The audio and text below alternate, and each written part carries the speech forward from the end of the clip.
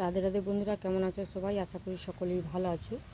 তো আজ আমি একটু চিচিঙ্গার ঝাল বানাবো। চিচিঙ্গার ঝাল বানানোর জন্য আমি চিচিঙ্গাটা ভালো করে ধুয়ে এরকম লম্বা লম্বা কেটে নিয়েছি। এবার এখানে আলুটাও আমি লম্বা করে কেটে ধুয়ে নিয়েছি। তো এইখানে দিচ্ছি, চলো।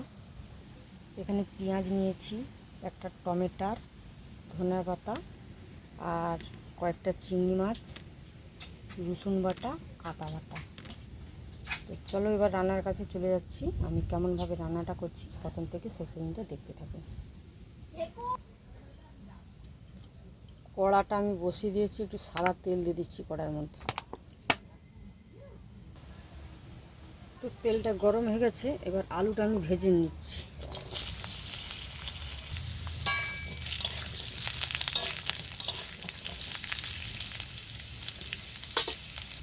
একটু নুন দিয়ে দিচ্ছি,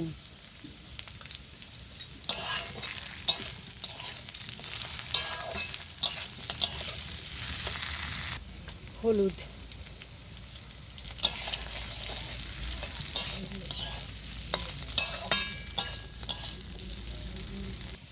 তো আলুটা লাল করে ভাজা হয়ে গেছে, আমি এবারে নামিয়ে নিচ্ছি আলুটা। তো আলুটা তো তুলে নিয়েছি, ওই তেলের মধ্যে চিচিঙ্গাগুলো দিয়ে ভেজে নেব।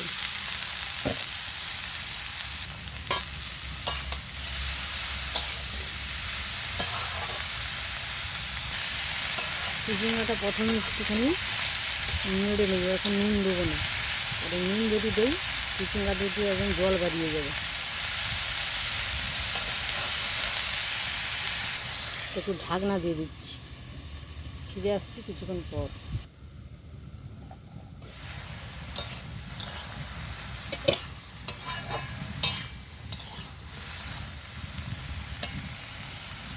এইবার একটু আমি নুন দিয়ে দিচ্ছি অল্প করে। এই যে জল বেরিয়েছে দেখুন, জলটা মরে গেলে আমি নামিয়ে নেব।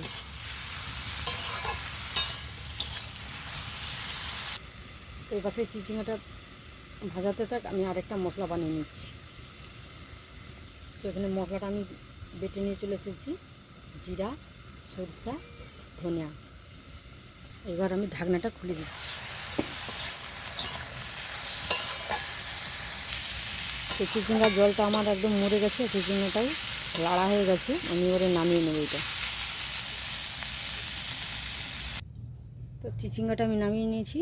এবার ওই কড়াটা ধুয়ে পরিষ্কার করে বসিয়ে দিয়েছিলাম, ওতে একটু তেল দিয়ে দিলাম, একটু 5 ফোড়ন দিয়ে দিচ্ছি আমি। তো ফোড়নটা ভাজা হয়ে গেছে, সুন্দর গন্ধ বেরিয়েছে। এবার আমি এর মধ্যে পেঁয়াজটা দিয়ে দিচ্ছি।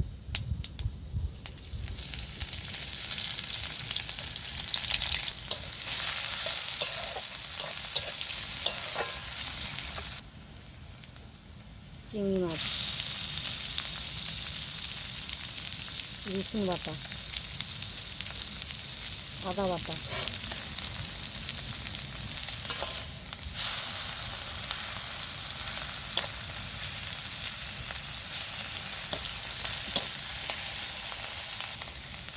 হলুদ,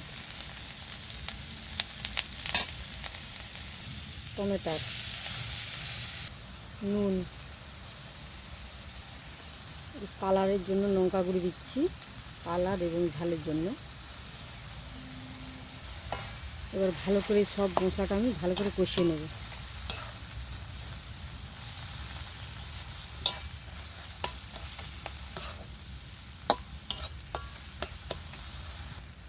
জিরা, সরষা আর ধনে বাটা 1 চামচ।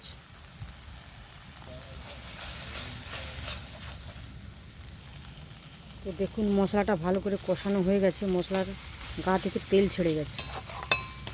তো মশলাটা আমার ভালো করে কষানো হয়ে গেছে। এবার চিচিঙ্গার আলুটা যে ভেজে রেখেছিলাম সেটা দিয়ে দিচ্ছি।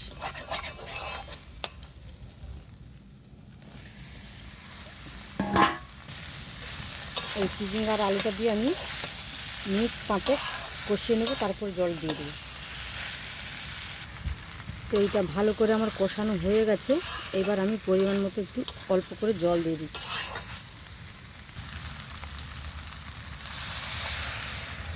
আমার 90% সব সেদ্ধ হয়ে গেছে, আমি অল্প করে একটু জল দিলাম, এটা শুকনো শুকনো হবে। একটু ঢাকনা দিয়ে দিচ্ছি, ঢাকনা দিয়ে কিছুক্ষণ রান্না হতে দেবো। ফিরে আসছি কিছুক্ষণ পর। ফিরে এসেছি কিছুক্ষণ পর, ঢাকনাটা খুলে আমি দেখতেছি সবজিগুলো আমার সেদ্ধ হয়ে গেছে আর জলটাও আমার মরে গেছে। আমি এবারে নামিয়ে নেব। তো নামানোর আগে আমি ধনেপাতাটা দিয়ে দিচ্ছি।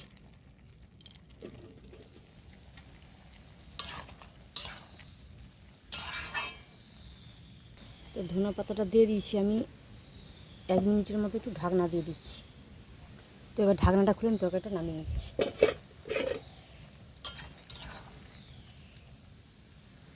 তো তরকারিটা আমি নামিয়ে নিয়েছি। এই চিংড়ি মাছ দিয়ে চিচিঙ্গার তরকারিটা অসাধারণ লাগে। আপনারা ওরকম বানিয়ে খেয়ে দেখবেন, আর কেমন লাগে আমাকে অবশ্যই কমেন্ট করে জানাবেন। আমার রান্নাটা যদি ভালো লাগে আমার চ্যানেলটি সাবস্ক্রাইব করে আমার পাশে থাকবেন।